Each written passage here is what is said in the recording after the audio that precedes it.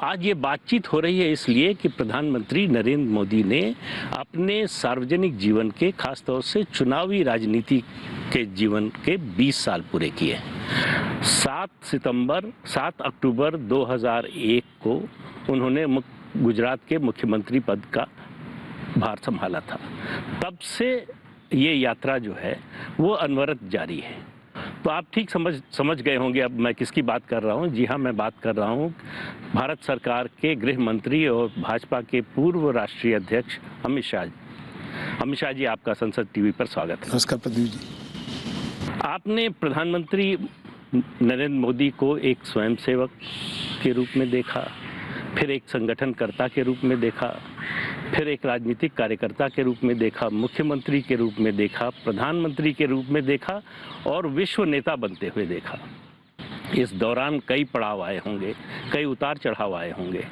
कौन सी ऐसी बात, कौन सा ऐसा मुद्दा, कौन सा ऐसा समय आया जो आपको लगा कि उनके लिए सबसे चुनौतीपूर्ण रहा? देखिए, मोदी जी के जीवन के कुल मिलाकर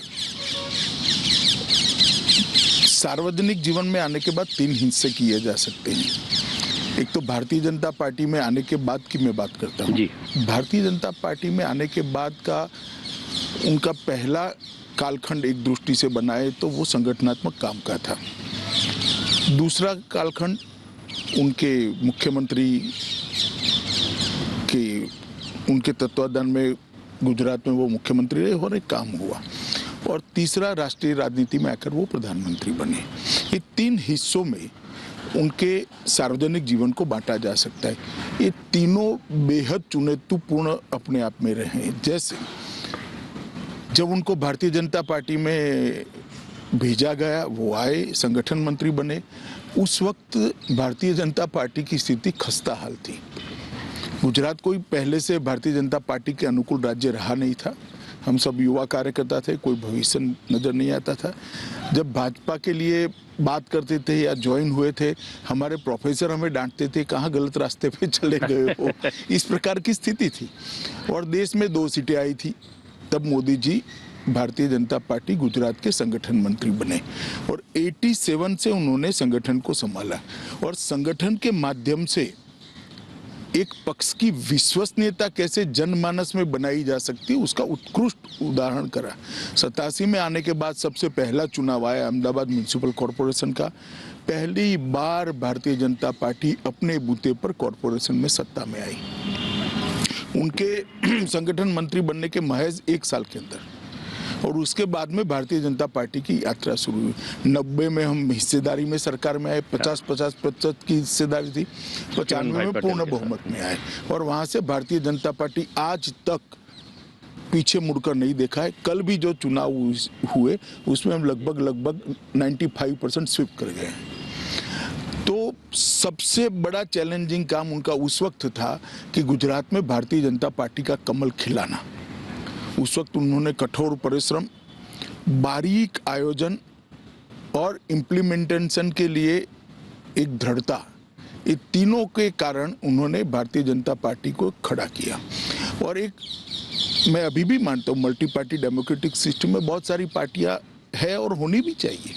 सबने गुजरात के संगठन के मॉडल का स्टडी करने जैसा है जो मोदी जी ने उस वक्त बनाया था और समय समय पर उसमें अनुकूल परिवर्तन भी होते गए। परंतु वो मॉडल की जो नींव थी, जनता के साथ सरोकार रखकर जनता की वेदनाओं को समझकर उसको वाचा देना ये राजनीतिक पार्टी का काम है। जब विपक्ष में होते हैं तो आंदोलन के माध्यम से उसको वाचा देते हैं और जब सत्ता में आते हैं तो सरकार की नीति और कार्यक्रमों के माध्यम से उसका रास्ता ढूंढना, उसको हल निकालना और वो वेदना को कम करना या तो निरस्त करना। मैं मानता हूं एक बहुत बड़ी चैलेंज उनके लिए थी उस वक्त कि भारतीय जनता पार्टी को गुजरात में प्रस्थापित करना। हम 3रे नंबर पर थे और तब से लेकर जो शुरू हुआ आज तक भारतीय जनता पार्टी पूरी दुनिया देख रही है, इसको हम लगातार जीतते जा रहे हैं। दूसरा बड़ा चैलेंज उनके सार्वजनिक जीवन में आया कि जब वो गुजरात के मुख्यमंत्री बने। मैं जिस कॉन्स्टिट्यूंसी से आता हूँ वो कॉन्स्टिट्यूंसी भी हम हार गए थे, जो गुजरात का सबसे सेफेस्ट सीट माना जाता था, साबरमती असेंबली कॉन्स्टिट्यूंसी, वो हम हार चुके थे। अच्छा। बड़ा भूकंप आया था। सारे कॉरपोरेशन के चुनाव, जिला पंचायत के चुनाव, तहसील पंचायत के चुनाव कांग्रेस स्वीप कर गई थी। 70 के दशक के बाद पहली बार Bharatiya Janata party Rajkot municipal corporation में हारी थी। 70 के दशक के बाद, जनसंघ के समय से जनसंघ के समय से लेकर आज। और अहमदाबाद म्युनिसिपल कॉरपोरेशन हम 87 के बाद पहली बार हारे। उस समय उनको गुजरात की धुरा सौंपी गई। और उस वक्त की राष्ट्रीय राजनीति की भी कल्पना करते हैं तो एक बहुत लंबा कालखंड यहाँ पर गठजोड़ की राजनीति का रहा। जो सरकारें आई, पूर्ण बहुमत की सरकारें नहीं थी, मिली जुली सरकार थी। कभी 20 पार्टियां, कभी 25 पार्टियां, कभी 30 पार्टियां। अटल जी के नेतृत्व में सरकार बनी, वो भी कोई पूर्ण बहुमत की एक पार्टी की सरकार नहीं थी।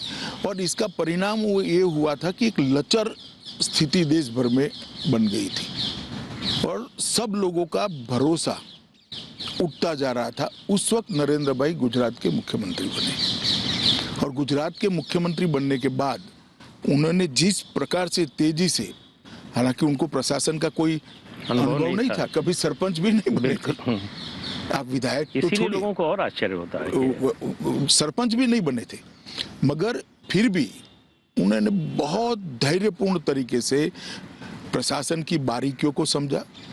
जो एक्सपर्ट से उनको प्रशासन के साथ जोड़ा, उनकी चीजों को लोक भोग्य बनाया, योजनाओं में तब्दील किया और योजनाओं को लोगों तक पहुंचाने का काम किया। और जो भूकंप एक जमाने में भाजपा के लिए एक धब्बा बन जाएगा ऐसा लगता था, वो भूकंप के काम की पूरे विश्व ने बुरी बुरी सराहना की। और आज आप भुज जाकर देख लीजिए, एक और लातूर का भी भूकंप था, एक और भुज का भी है। पूरा नवनिर्माण किया, पूरा भुज का नवनिर्माण हुआ। सिर्फ नवनिर्माण नहीं हुआ, भुज की विकास दर उसके बाद 37% ज्यादा बनी। और आज भुज के अंदर पानी भी है, इंडस्ट्री भी है, एजुकेशन भी है। पहले भुज का पोस्टिंग पनिशमेंट पोस्टिंग माना जाता है, प्राइम पोस्टिंग माना जाता है। इतना बड़ा परिवर्तन लाए और अपने मुख्यमंत्री काल में उन्होंने एक नया मॉडल बनाया कि विकास को कैसे सर्वस्पर्शीय, सर्वसमावेशक बनाया जा सकता है। और इसके लिए उन्होंने ढेर सारी योजनाएं लेकर आए। जैसे मैं 2-3 योजनाओं का ही जिक्र कर पाऊंगा समय मर्यादा देखते हुए। वन बंधु कल्याण योजना, सबसे निग्लेक्टेड गुजरात में आदिवासी थे। कांग्रेस ने उनका वोट बैंक के नाते तो उपयोग किया, परंतु कभी उस तक विकास नहीं पहुंचा था। उन्होंने सारी बिखरी हुई योजनाओं को जोड़ा और पहली बार गुजरात में उनका जो संविधान का दिया हुआ अधिकार था कि उनकी जनसंख्या के अनुपात में बजट में उसको हिस्सेदारी मिले, पहली बार नरेंद्र मोदी जी ने 2003 के बजट के अंदर उनको दिया। और वन बंधु कल्याण योजना ने पूरे गुजरात के ट्राइबल एरिया का विकास का रास्ता खोल दिया।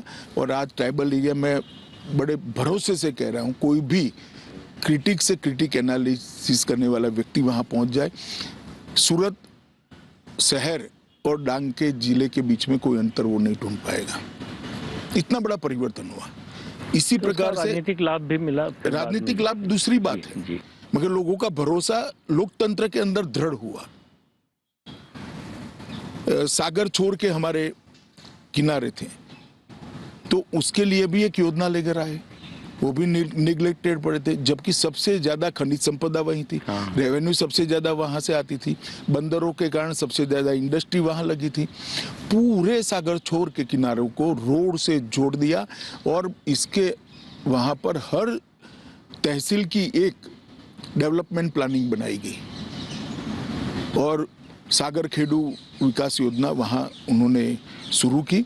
आज वो एरिया पूरा गुजरात की इंडस्ट्रियल डेवलपमेंट का बैकबोन बना हुआ है। और तीसरा, हमारे यहाँ देश भर में था उस वक्त सबसे बड़ा प्रॉब्लम ड्रॉप आउट का था, enrolment and drop out education में, प्राइमरी एजुकेशन की मैं बात कर रहा हूँ। तो गुजरात जैसे राज्य में बहुत बड़ी समस्या थी। उन्होंने खुद कड़ी धूप के अंदर पटवारी से लेकर मुख्यमंत्री तक सब लोगों ने 5 दिन शुद्ध रूप से 5 दिन में 25 स्कूलों में जाना है और महोत्सव के रूप में बच्चों के एनरोलमेंट का कार्यक्रम शुरू करा है। और हमारे एनरोलमेंट को 100% तक पहुंचाया। और उसके बाद वहां अभिभावकों की कमेटी तो बनवाई। ये स्केल और स्पीड का जो है उनका कॉन्सेप्ट वहीं से आया वो है। शुरू से है, जी। वो शुरू से है, संगठन में भी था, सरकार में भी था, गुजरात के मुख्यमंत्री थे तब भी था। और उन्होंने अभिभावकों की कमेटी बनाई, विशेषकर माताओं की कमेटी बनाई। कोई भी बच्चा स्कूल नहीं आता है तो इसकी चिंता होती थी, मास्टरों की जिम्मेदारी तय कर दी। और ये सारी चीज़ों के बाद प्राइमरी एजुकेशन में गुणवत्ता बढ़ाने के लिए भी गुणोत्सव कर एक कार्यक्रम लिया। और इसके कारण परिणाम ये आया, एनरोलमेंट 67% था, वो 100% पहुंचा। ड्रॉप आउट रेशियो 37% था, वो पॉइंट समथिंग पहुंच गया, 1% से नीचे चला गया। इसके अंदर आमूलचूर परिवर्तन है। इसी प्रकार से शहरी विकास, ग्रामीण विकास, औद्योगिक नीति, वाइब्रेंट गुजरात का उन्होंने एक बहुत बड़ा एक्सपेरिमेंट करा।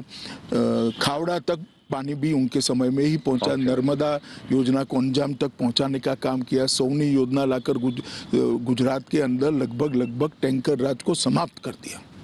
गुजरात ऐसा एक क्षेत्र था जहां टैंकरों की इंडस्ट्री चलती थी, क्योंकि गांव में पानी नहीं होता था। आज फ्लो से पानी हर गांव में जाता है, पीने की पानी की कहीं किल्लत नहीं है। और दृढ़ता पूर्वक, कठोरता से नीति बनाकर जो काम किया, इसका परिणाम यह है कि गुजरात के कई जिले आज काली यादी से बाहर आ चुके हैं। 100 फुट भूगर्भ जल का लेवल ऊपर आया है। पूरे भारत में एक ही ऐसा क्षेत्र है जहाँ भूगर्भ जल में बढ़ोतरी हुई। तालाबों को बहुत डीप करने का काम किया गया, छोटे छोटे चेक डैम बनाए गए। नर्मदा का जो बाढ़ का पानी था उसको तालाबों में डाइवर्ट कर, इस प्रकार से एक दूसरी चैलेंज को उसने इतने अच्छे तरीके से लिया कि देश भर के अंदर जो मिली जुली सरकारों का एक युग था, वो युग में एक छवि बनी थी कि ये मल्टी पार्टी डेमोक्रेटिक सिस्टम शायद फेल तो नहीं कर जाएगी।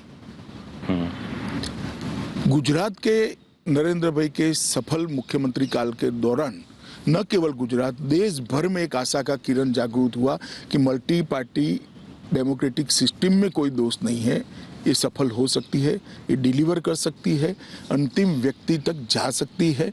और वेलफेयर स्टेट की जो कल्पना, कल्याण राज्य की कल्पना, मैं पश्चिम की कल्पना की नहीं बात नहीं करता, अपने संविधान निर्माताओं ने जो कल्पना करी थी वो साकार हो सकती है। तो ये दूसरी चैलेंज थी। और तीसरी चैलेंज जब वो भारत के प्रधानमंत्री बने तब आए।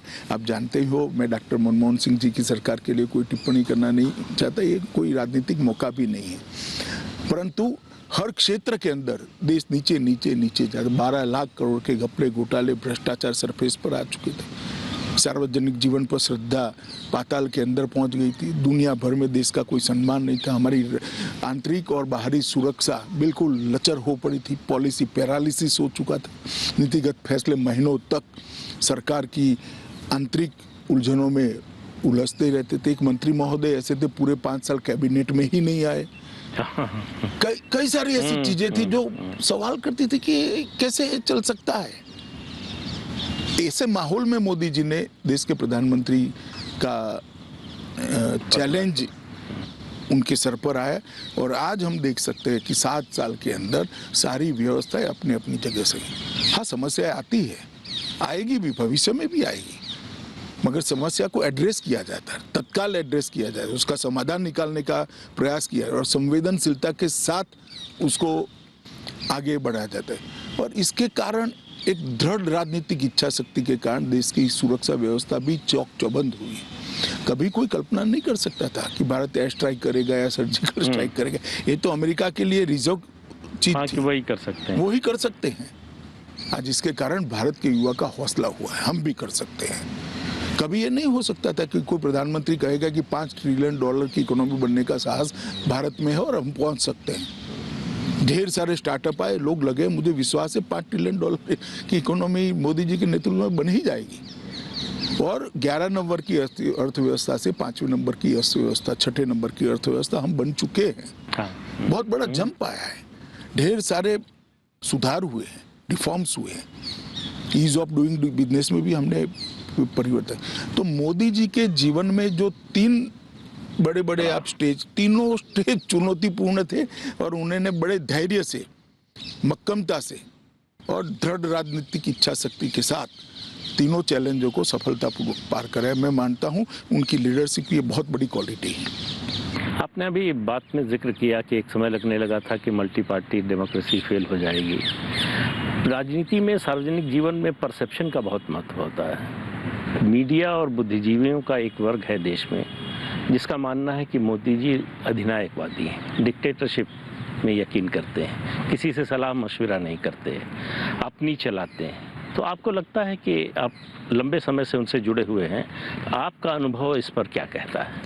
मैं अपने आप को सौभाग्यशाली मानता हूं कि मुझे संगठन और सरकार दोनों में मोदी जी के साथ काम करने का मौका। पहले गुजरात के संगठन में, फिर गुजरात सरकार में, और यहाँ मैं राष्ट्रीय अध्यक्ष था, तब मोदी जी प्रधानमंत्री थे, और अब उनकी सरकार का मैं मंत्री हूँ। मैंने मोदी जी को नज़दीक से काम करते हुए देखा है। ये सारे लोग जो आरोप लगा रहे हैं बिल्कुल बेबुनियाद आरोप है। मैंने मोदी जी जैसा श्रोता देखा ही नहीं है। किसी भी समस्या के लिए बैठक हो, कम से कम मोदी जी बोलते हैं, बहुत सब लोगों को धैर्यपूर्वक सुनते हैं और फिर उचित निर्णय लेते हैं। और कई बार तो हमें भी लगता है क्या भाई इतना सोच विचार हो रहा है। एक बार बैठक, 2 बार बैठक, बहुत धैर्यपूर्वक वो निर्णय करते हैं और छोटे से छोटे व्यक्ति के सुझाव की गुणवत्ता के आधार पर वो महत्व देते, व्यक्ति के आधार पर नहीं देते। तो ये कह देना कि वो निर्णय थोपने वाले नेता है, जरा भी सच नहीं है। और जो लोगों ने उनके साथ काम किया है, काम करने वालों में भी क्रिटिक होते हैं, वो भी इतना तो जरूर कहेंगे कि इतनी डेमोक्रेटिक तरीके से कैबिनेट कभी नहीं चलती होगी, इतनी डेमोक्रेटिक तरीके से मोदी जी के प्रधानमंत्री ही ना थे। और मैंने उनके जैसा श्रोता, लिसनर देखा नहीं है। फिर ये परसेप्शन क्यों बना? जानबूझकर बनाया गया या कुछ घटनाओं की वजह से बना? देखिए, जानबूझकर ही बनाया जाता है और वो डिसिप्लिन के आग्रही है। तो कोई फोरम में जो डिस्कशन होता है वो बाहर नहीं आएगा। एक जमाने में आ जाता था सब आप लोगों के उपयोग के लिए, अब नहीं आता है। तो को लोगों को मुश्किल होती है, बहुत कम आता है। तो लोगों को लगता है फैसला मोदी जी ने ले लिया। लोगों को मालूम नहीं है कि जनता को भी मालूम नहीं है, जर्नलिस्टों को भी मालूम नहीं है कि ये सामूहिक चिंतन का परिपाक है। निर्णय तो ऑफकोर्स वो ही करेंगे क्योंकि वो प्रधानमंत्री है और उनको ही करना चाहिए। जनता ने अधिकार उनको दिया है, बाकी सारे मंत्री को फिर मोदी जी ने अधिकार दिया है। यही तो हमारा संविधान है। परंतु सबके साथ चर्चा कर सबको बोलने का मौका देकर, सबके प्लस माइनस पॉइंट सुनकर ये फैसले होते, ऐसी छवि इसलिए नहीं बनती कि वो डिसिप्लिन के आग्रही है। और कुछ लोग जो बड़ा दुर्भाग्यपूर्ण है, जो मैं बोलने जा रहा हूं, कुछ लोग जो हमारे वैचारिक विरोधी हैं, वो सत्य कुछ भी हो, सत्य को तोड़ मरोड़ कर लोगों के सामने कैसा रखना, वो भी प्रयास हम तो देख ही रहे हैं, आप भी शायद देखते होंगे।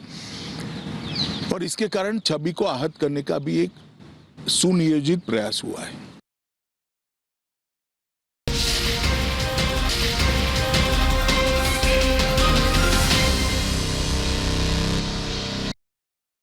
ऐसा कहते हैं कि राजनीति में जोखिम लेने से नेता बचते हैं, क्योंकि एक अनिश्चितता उससे पैदा होती है कि ये जोखिम लिया, इसका क्या नतीजा होगा, हमारे ऊपर क्या असर पड़ेगा।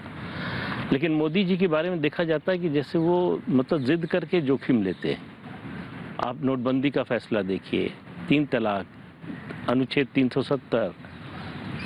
देखिए, मैं आपकी बात से पार्शियली सहमत हूँ। जिद कर शब्द प्रयोग ठीक नहीं है। वो जोखिम लेकर फैसला करते हैं, वो सही है, क्योंकि उनका मानना है और कई बार सार्वजनिक जीवन में उन्होंने कहा भी है कि हम देश बदलने के लिए सरकार में आए हैं, सरकार चलाने के लिए सरकार में नहीं आए।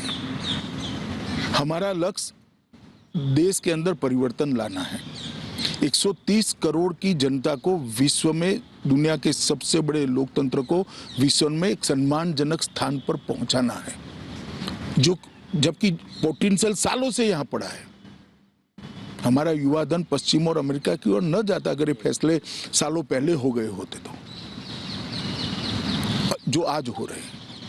मैं किसी का क्रिटिसिज्म करना नहीं चाहता, मगर वो इसलिए नहीं डरते हैं कि सत्ता में बने रहना लक्ष्य नहीं है, जो चलता है उसको चलने देना, आराम की जीवन जीना भी लक्ष्य नहीं है। एकमात्र लक्ष्य है भारत प्रथम, इंडिया फर्स्ट।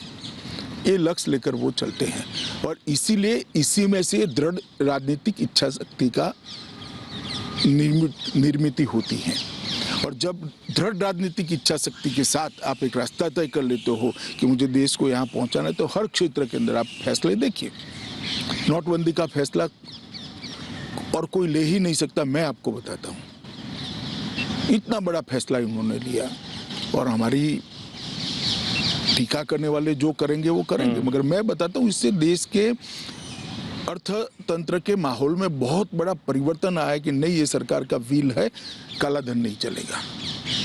कई बार विल का परिचय कराना, इच्छा का परिचय कराना भी बड़ी बात होती है। इसी प्रकार से जीएसटी, चिदम्बरम साहब से लेके प्रणब मुखर्जी साहब सब बात तो करते थे, अच्छी अच्छी अंग्रेजी में बोलते थे, परंतु किसी की हिम्मत नहीं पड़ती थी। मोदी जी ने केंद्र का राज्य का फर्क भूलकर कि फेडरल स्ट्रक्चर है, हम एक टीम है, काफी ऐसी चीजें थी जो राज्यों में अविश्वास पैदा करती थी, उसको हटा दिया और जीएसटी को सर्वानुमत से, और मैं गर्व के साथ कह सकता हूं इक्का दुक्का चीज छोड़कर जीएसटी काउंसिल में एक भी फैसला बहुमत से नहीं लिया गया है, सर्वानुमत से लिया गया है। जबकि जीएसटी काउंसिल में सभी दल की सरकारों के वित्त मंत्री है। 3 तलाक का उन्मूलन, किसी में हिम्मत नहीं थी। शाहबानू के केस को रिवर्ट करना पड़ा था, कानून को बदलना पड़ा, राजीव गांधी सुप्रीम कोर्ट के फैसले को बदला, उनको बदलना पड़ा था। 1 रैंक 1 पेंशन, कोई हिम्मत नहीं करता था। चीफ ऑफ डिफेंस स्टाफ का नया कंसेप्ट डिफेंस के क्षेत्र में, कोई हिम्मत नहीं करता था। सर्जिकल और स्ट्राइक और एयर स्ट्राइक का सवाल ही पैदा नहीं होता था। हम चुप हो जाते एक आध दो निवेदन कर कर। आज सबको मालूम है कि भारत की सीमाओं के साथ कोई छेड़खानी बर्दाश्त नहीं की जाएगी। धारा 370, 35 से सबको मालूम था कि टेम्पररी था, अब इसकी जरूरत नहीं है, कोई छूने की हिम्मत नहीं करता था। इसी प्रकार से हमारी संस्कृति को लोगों तक पहुंचा, दुनिया तक। योग दिवस कितना बड़ा फैसला है, यूएन जनरल असेंबली ने इसको स्वीकार किया योग दिवस को, बहुत बड़ी बात है। भारतीय संस्कृति का इतना बड़ा एक्नॉलेजमेंट शायद ही कभी हुआ होगा। पेरिस समझौता, बड़े बड़े देश ये लक्ष्य को घोषित करने के लिए, प्राप्त करने की बात छोड़ो, घोषित करने के लिए झिझकते थे। मोदी जी ने कहा कि ग्लोबल वार्मिंग और जलवायु परिवर्तन को रोकना है तो यही एक रास्ता है। इंटरनेशनल सोलर अलायंस और ढेर सारे ऐसे फैसले उन्होंने जो लिए, वो मैं मानता हूँ नई शिक्षा नीति और ढेर सारे फैसले। आर्थिक सुधार का तो एक पूरा इंटरव्यू आर्थिक सुधार पर हो सकता है, इतने सारे आर्थिक सुधार उन्होंने किए। तो ये मजबूत इच्छा शक्ति वाले प्रधानमंत्री के अलावा ये हो नहीं सकता है। अभी प्रधानमंत्री ने ओपन मैगजीन है, अंग्रेजी की एक पत्रिका है, उसके इंटरव्यू में कहा कि उनकी प्रवृत्ति आध्यात्मिक थी। तो ये अध्यात्म से सत्ता की राजनीति, इसका तालमेल कैसे बिठाया उन्होंने? क्योंकि आपने बहुत करीब से देखा, आप ही बता सकते हैं। देखिए, मैं दोनों के बीच में बहुत बड़ा अंतर नहीं देखता। अध्यात्म के 2 रास्ते हैं, एक आत्मा का कल्याण करना और दूसरा जनता समर्थ के कल्याण के लिए पुरुषार्थ करना। अध्यात्म के रास्ते पर जाने वाले भी वही करते हैं। मोदी जी भी आज वही कर रहे हैं। आप देखिए, देश के 60 करोड़ गरीबों को कई सारे वादे किए गए, मगर 70 साल तक उनके जीवन में गुणात्मक परिवर्तन कभी नहीं आया था। गरीब कल्याण की बातें सबने की, गरीबी हटाओ की बातें के नारे भी लगे, मगर हुआ कभी नहीं था। आज मैं इतना कह सकता हूँ, 11 करोड़ गरीबों के घर से धुआं गायब है। गैस का सिलेंडर वो गरीब महिला के घर में पहुंच गया है। लगभग 11 करोड़ शौचालय इस देश में बन चुके हैं, जिसमें से 9 करोड़ से ज्यादा उपयोग में है। तो वो 9 करोड़ परिवारों की महिलाएं आज शर्मसार नहीं हैं, सम्मान के साथ जीवन जी रही हैं। उनको भी होता है कि इस देश में मेरी हिस्सेदारी है, मेरी कोई चिंता कर रहा है। हर घर में नल का पानी पहुंचाने का काम हम शुरू करें। 8 करोड़ घरों में पानी पहुंचा, लगभग 2 करोड़ घरों में पहुंचने का काम हो गया। तो बहुत बड़ी बात है। 18,000 गांव जब प्रधानमंत्री नरेंद्र मोदी ने शपथ ली तब वहाँ बिजली का खंभा तक नहीं था। 18,000 गांव आज़ादी के 70 साल के बाद बिजली से अछूते थे और घर तो करोड़ों घर। आज वो 18,000 गांवों में बिजली पहुंच गई है और उसके साथ 4 करोड़ घरों में घर में बिजली पहुंचाने का काम नरेंद्र मोदी जी की भारतीय जनता पार्टी की सरकार ने समाप्त कर दिया। लगभग 11 करोड़ किसानों को सालाना 6,000 रुपया मिल रहा है और 1.5 लाख करोड़ रुपया एक साल के अंदर किसानों को पहुंचे। 1.5 लाख करोड़ रुपया। ढेर सारे लोग ऐसे थे जिनके 60 करोड़ लोग ऐसे थे जिनके परिवार में एक भी अकाउंट नहीं था। आज जनधन के माध्यम से उनको अकाउंट मिल गया। डीबीटी डायरेक्ट जाता है, कोई बिचौलिया नहीं है, कोई इनका पैसा खाता नहीं है। चाहे वृद्ध का पेंशन हो, वृद्धावस्था का पेंशन हो, चाहे विधवा का हो, चाहे बच्ची का वजीफा हो, सीधा पहुंच रहा है। इसी प्रकार से 5 लाख तक का आयुष्मान भारत योजना की स्कीम 60 करोड़ लोगों को मिली है। 60 करोड़ लोग आश्वस्त है, घर में कोई भी आपत्ति आ जाए हमें चिंता करने की जरूरत 5 लाख तक नहीं। का मोदी कार्ड इलाज को स्वैप करेंगे और हम हमारा इलाज करा देंगे। दुनिया में कोई नहीं सोच सकता 130 करोड़ के देश को मुफ्त वैक्सीन दी जाएगी। ये बाकी सारे कंपैरिजन करते हैं अंग्रेजी अखबारों में लिखकर। उनको मालूम नहीं है कि अमेरिका का आबादी उत्तर प्रदेश जितना है और 130 करोड़ का देश। 130 करोड़ लोगों को मुफ्त वैक्सीनेशन दे बहुत साहसी फैसला है। 43 करोड़ बैंक खाते खुल गए और 80 करोड़ लोगों को कोरोना में हमने मुफ्त राशन देने का काम किया। 80 करोड़ लोगों को 1 साल तक, 1.5 साल तक। ये हमारी एक भी योजना वोट बटेने की योजना नहीं है, आप समझ कर चलिए। एक भी योजना नहीं। एक भी योजना में हमने किसी को सीधा पैसा नहीं दिया है। अच्छा रास्ता तो था, चुनाव तो गैस सिलेंडर क्यों देना, भी 2500 रुपया ही दे दो, और दिया भी जाता था पहले। हमने ये नहीं करा। 2500 रुपया देकर उसके अंदर एक नई आशा का किरण जागरूक किया, गैस देकर उसके जीवन स्तर को उठाकर नया आत्मविश्वास भरा। जब घर में साइकिल होती है तो स्कूटी लाने का मन होता है, स्कूटी होती है तो स्कूटर लाने का मन होता है, स्कूटर होती है तो मोटरसाइकिल लाने का मन होता है, मोटरसाइकिल होती है तो कार लाने का मन होता है। इसके अंदर आशा का संचार कर कर उसके जीवन को, उसकी सोच को उद्वगति देकर देश के विकास के साथ जोड़ने का हमने एक रास्ता किया। तो क्या लगता है आपको इसी वजह से मोदी सरकार की योजनाओं, नीतियों से ज्यादा मोदी पर व्यक्तिगत हमले होते हैं? उनकी व्यक्तिगत आलोचना, निंदा, भर्त्सना ये जो होती है, निजी आक्षेप, कि इन मुद्दों पर जवाब नहीं दे सकते? नहीं, ऐसा नहीं है। देखिए, मैं इसका अलग तरीके से एनालिसिस करता हूँ। अपनी विचारधारा के प्रति निष्ठा रखना एक बात है और कोई और विचारधारा का व्यक्ति सफल हो जाए वो सहन न कर पाने एक अलग बात है। मोदी जी के केस में वो हुआ है। हमारे देश में 67 के बाद की कांग्रेस को गिन ले तो 3-4 बड़ी बड़ी विचारधाराएं चली। एक समाजवादी थे, वो आंदोलन सिमट कर पहले जातिवाद में परिवर्तित हुआ और फिर परिवारवाद में परिवर्तित हो गया। बिहार वगैरह छोड़कर पूरा परिवारवाद में। कांग्रेस का आंदोलन जो था, आंदोलन शब्द ठीक नहीं है, कांग्रेस पार्टी जो थी वो भी परिवारवाद में सिमट कर रहेगी। तो ये दोनों मिलाकर एक परिवारवाद हुआ, एक आइडियोलॉजी बन गई। जो मेरा है वो ही श्रेष्ठ है, मेरा परिवार ही श्रेष्ठ है। दूसरा, दक्षिणपंथी माने जाने वाले हम, मगर हम एकात्म मानववाद में मानने वाले लोग हैं। अंत्योदय हमारा मूल प्रेरणा स्रोत है हमारी नीतियों का। और तीसरा, वामपंथी विचारधारा। ये 3 विचारधारा के बीच में रहा और तीनों को पर्याप्त मौका मिला है इस देश की जनता ने। कांग्रेस से तो खैर मौका दिया, कांग्रेस को तो खैर कितना बड़ा दिया। वामपंथियों को भी 3 राज्यों में लंबे लंबे समय तक मौका मिला। समाजवादियों को भी बड़ा मौका मिला। मगर जहां जहां एनडीए की सरकार हुई वहां अच्छा हुआ, जहां भाजपा की सरकार हुई वहां अच्छा हुआ। और फिर नरेंद्र मोदी जी ने आकर इसको एक अलग डायमेंशन से बदला। अब मेरा कमिटमेंट मेरी विचारधारा के लिए हो राजनीति के अंदर बहुत अच्छा है। क्योंकि राजनीति के अंदर व्यक्ति ने विचारधारा के आधार पर ही काम करना चाहिए लोकतंत्र में।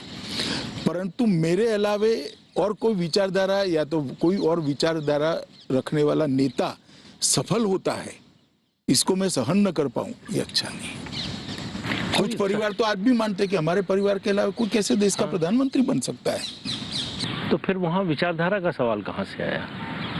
तो नहीं, बहुत वो सी परिवारवादी विचारधारा है, वो एक आइडियोलॉजी बन चुकी है। देखिए, चाणक्य ने एक सूत्र दिया था कि ज्येष्ठ होता है वो श्रेष्ठ नहीं होता है, श्रेष्ठ होता है वो ज्येष्ठ होता है। इन्होंने किया कि मैं ही श्रेष्ठ हूँ, हमारे अलावे किसी को शासन करने का अधिकार नहीं है। जब मैं एसपीजी का कानून लेकर आया तो भाई गांधी परिवार को क्यों हटा रहे हो, भाई क्यों रखे? मेरा सवाल अलग है। ये कानून कोई गांधी परिवार के लिए नहीं है, देश के प्रधानमंत्री के लिए। आप बनो प्रधानमंत्री, चुन कर आओ, ऑटोमेटिकली आपको सुविधा मिलेगी। नहीं बनोगे तो छोड़ देंगे। कल को मेरी सरकार नहीं है तो मुझे भी आम आदमी की तरह जीना चाहिए। और हम रहे सालों तक ऑपोजिशन में, हमने कभी ये सवाल नहीं उठाए। मगर ये जो मानसिकता है, इसी प्रकार से वामपंथी मित्रों की भी मानसिकता है कि ये कैसे सफल हो गए। इसके कारण व्यक्तिगत हमले होते हैं। मेरा तो राजनीति में मानना है, मैं इन सभी मित्रों को कहना चाहता हूं कि आप हमारी नीतिगत शिकायत जरूर करिए, जरूर करिए। हमारी सरकार में करप्शन है तो उसको उजागर करिए, हमारी कोई फेलियर हो तो जनता के सामने लेकर जाइए। मगर ऐसा लिख देना कि मोदी जी नहीं रहते हैं तो ये प्रधानमंत्री बन जाएगा, इस प्रकार की बातें करना मैं नहीं मानता। इस प्रकार की गतिविधियों से राजनीति का स्तर बहुत नीचे ले जा रहे हैं, जो दुखद है। पिछले दिनों आपने एक लेख में मोदी जी को सबसे बड़ा रिफॉर्मर या बहुत बड़ा रिफॉर्मर बताया। तो ये किस आधार पर, किन बातों के आधार पर, कामों के आधार पर ये कहा? देखिए, इन्होंने देश की ढेर सारी समस्याओं को मूलभूत सोच से विपरीत होकर, मतलब पारंपरिक सोच से विपरीत होकर देखा और इसका समाधान किया है। यही तो रिफॉर्म है।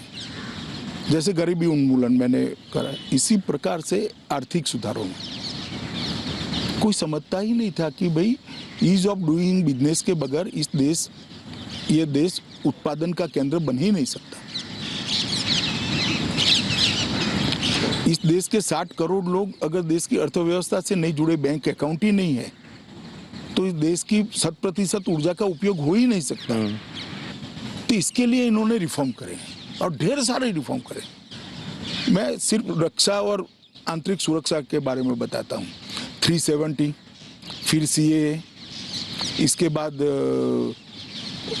उत्तर पूर्व के अंदर आतंकवाद को खत्म करने के लिए ढेर सारे समझौते, ब्रू पुनर्वसन, कार्बी आंगलोंग समझौता, शांति बोडो समझौता, नक्सलवाद पर नकेल कसने के लिए एक मल्टी डायमेंशनल रणनीति का इम्प्लीमेंटेशन करना।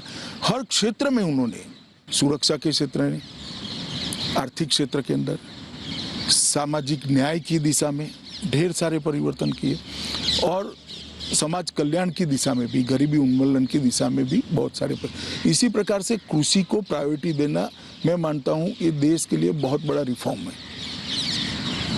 मैं आर्थिक रिफॉर्म की पूरी, ये 3 कृषि कानून उसी का हिस्सा, इसी का हिस्सा है। और इसके अलावा भी बजट में बढ़ोतरी आप देख लीजिए, कितनी बड़ी बजट में बढ़ोतरी कृषि के बजट में हुई है। ये 50-55 साल तक कांग्रेस का जो शासन रहा, उसमें एक बहुत बड़ा योगदान उनका जो वोटर रहा, वो समाज का वंचित वर्ग रहा। कांग्रेस को वो अपनी पार्टी मानता था। पिछले 7 साल में आप लोगों ने उसको बदल दिया।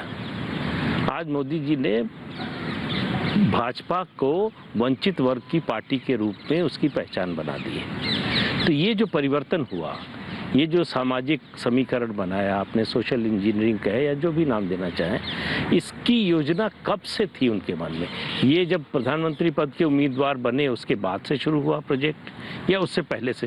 नहीं, ये तो उन्होंने गुजरात में राज्य के स्तर पर, राज्य की रिक्वायरमेंट के आधार पर और वहाँ की परिस्थितियों के अनुकूल ये सारे एक्सपेरिमेंट गुजरात में करे ही थे।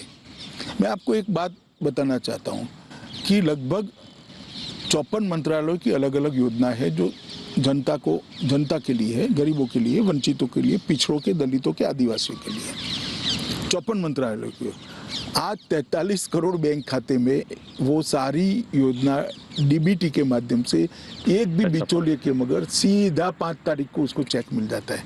आप मुझे बताइए इससे बड़ा भला उसका गरीब का क्या हो सकता है। वो बुढ़िया को 600 रुपया लेने के लिए कोई उससे 50 रुपया छीन जाता था। बच्चे के वजीफे से 10% कोई काट लेता था। आज ये सारी चीजें खत्म हो गई और ये सब करने के बाद भी कॉर्पोरेट टैक्स घटाकर यहाँ इन्वेस्टमेंट का माहौल बनाया है। हम 17% पर ले आए। ये सब करने के बाद भी राहुल गांधी जी को बोलने के लिए तो ठीक है, एक बार आपको साक्षात्कार का मौका मिले तो इतना जरूर पूछना भैया कि आपके शासन था तब इसमें से क्या क्या कर पाए थे। आप तो 10 साल तो रहे, उस वक्त आप सांसद भी थे और आपकी माताजी पार्टी अध्यक्षा थी, मनमोहन सिंह जी प्रधानमंत्री थे, तो क्या क्या कर पाए थे। एक बार जब आप साक्षात्कार वैसे देते नहीं है वो साक्षात्कार, अगर दिए तो जरूर पूछिएगा। ये गुजरात से दिल्ली तक के सफर में कोई ऐसा मोड़, कोई ऐसा मौका आया जब ये लगा कि ऐसा करेंगे तो सत्ता से बाहर हो सकते हैं, बाहर हो जाएंगे तो फिर काम कैसे करेंगे। क्योंकि ये सब आपने जो योजनाएं गिनाई, सरकार की उपलब्धियां गिनाई, ये तभी संभव है जब आप सत्ता में हो। ये जो है जनतांत्रिक राजनीति की या चुनावी राजनीति की एक सच्चाई है। देखिए, मैं ऐसा नहीं मानता विपक्ष में रिकवरी जनता का काम तो किया ही जा सकता है। हाँ, मगर इतना जरूर है कि यहाँ आप फैसले कर परिवर्तन कर सकते हैं। वहाँ फैसलों के अंदर के जो छिद्र होते हैं उसको उजागर करने का काम करते हो। तो सिस्टम सुधार के लिए, तो सिस्टमेटिक सुधार के लिए तो आप काम कर ही सकते हो। परंतु हमने कभी ऐसा नहीं सोचा कि ये करने से हम जीतेंगे या नहीं जीतेंगे। ना मोदी जी की पॉलिसी का हिस्सा, पॉलिसी बनाते वक्त ना ये सोच रहती है।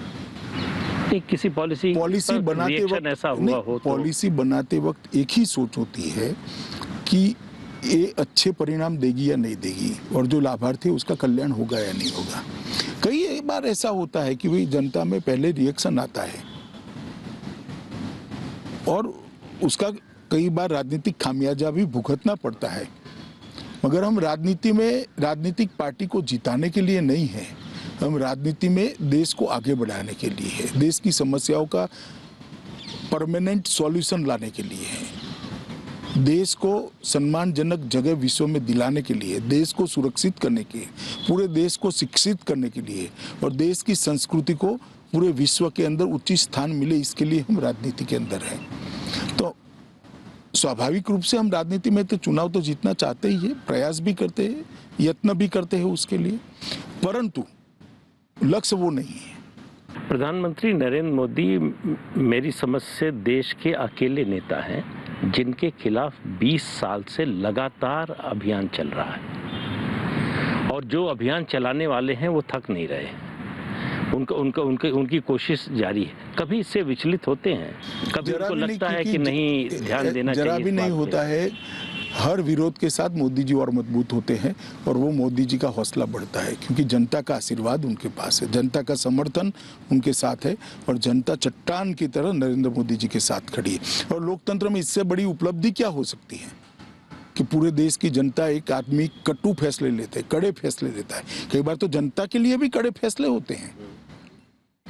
काले धन पर जब आप नकेल कसते हो, जब आप आर्थिक सुधार करते हो, टैक्स इरोजन के सारे लूपहोल्स को सील करते हो, तो कष्ट तो कुछ लोगों को होता है। हो सकता है हमें वोट, सालों तक वोट देने वाले लोगों को भी हो, मगर वो समझते इसमें मोदी को क्या मिलने वाला है। मोदी को कुछ नहीं मिलने वाला है, इसमें देश का भला होने वाला है। इसलिए अंततोगत्वा सब लोग मोदी जी के साथ जुटते हैं। मोदी जी अकेले प्रधानमंत्री हैं। आप देखिए, अगर शुरू से नजर डालिए, नेहरू जी का काल थोड़ी समय के लिए छोड़ दीजिए, जितने प्रधानमंत्री हुए हैं जिन्होंने कार्यकाल अपना पूरा किया है, चुने जाने के दूसरे तीसरे साल में अलोकप्रिय हो गए। कोई बड़ी राजनीतिक घटना हो गई या फिर भ्रष्टाचार का आरोप लग गया, उनके खिलाफ आंदोलन शुरू हो गया। इंदिरा गांधी को ले लीजिए, राजीव गांधी को, नरसिम्हा राव, आप इस तरह से देखिए। लेकिन 7 साल हो गए, लोकप्रियता घटने की बजाय ऐसा लगता है बढ़ रही है जिस तरह से चुनाव के नतीजे आ रहे हैं, क्योंकि जनतंत्र में लोकप्रियता को नापने का तो चुनाव एक से ही पैमाना नापा जा सकता है। देखिए, तो ऐसा क्या है उनमें जो इसमें एक ही चीज है कि आप जो कह रहे हैं, आपका मैं थोड़ा सवाल में अमेंडमेंट चाहता हूं मेरे जवाब देते वक्त, कि भ्रष्टाचार के आरोपों से अलोकप्रिय हो जाते हैं। भ्रष्टाचार के आरोपों से नहीं होता है, भ्रष्टाचार से होते हैं। हाँ, ठीक। आरोप तो हम पर भी लगाने का प्रयास किया मगर चिपकते नहीं है, क्योंकि पारदर्शिता है। सार्वजनिक जीवन में सरकार, जनता की 1 करोड़ आंखें होती है जो आपको बारीकी से देखती है। मोदी जी को भी देखती है, किसको बख्शती नहीं है जनता। मगर सार्वजनिक जीवन में जब ये मालूम पड़ता है कि इसमें कुछ नहीं है, कितना भी आरोप लगा दो, नहीं चिपकते हैं आपसे। आजादी के बाद भारत के लोकतंत्र में नरेंद्र मोदी एक ही राजनीतिक शख्सियत है जिस पे हर प्रकार के गंदे घिनौने आरोप लगाने का प्रयास किया गया। भ्रष्टाचार से लेकर कम्युनल राइट्स से लेकर सब प्रकार के, एक भी नहीं चिपका। इसका एकमात्र कारण है कि पारदर्शी जीवन है, निजी कुछ नहीं है। और हर फैसले के पीछे खुद का कुछ जब नहीं होता है तो गलती भी हो, जनता इसको स्वीकारती है। यही उनकी सबसे बड़ी ताकत, सबसे बड़ी ताकत है। अमित शाह जी, आप संसद टीवी पर आए, प्रधानमंत्री के जीवन के विभिन्न पहलुओं पर रोशनी डाली, इसके लिए आपका बहुत बहुत धन्यवाद।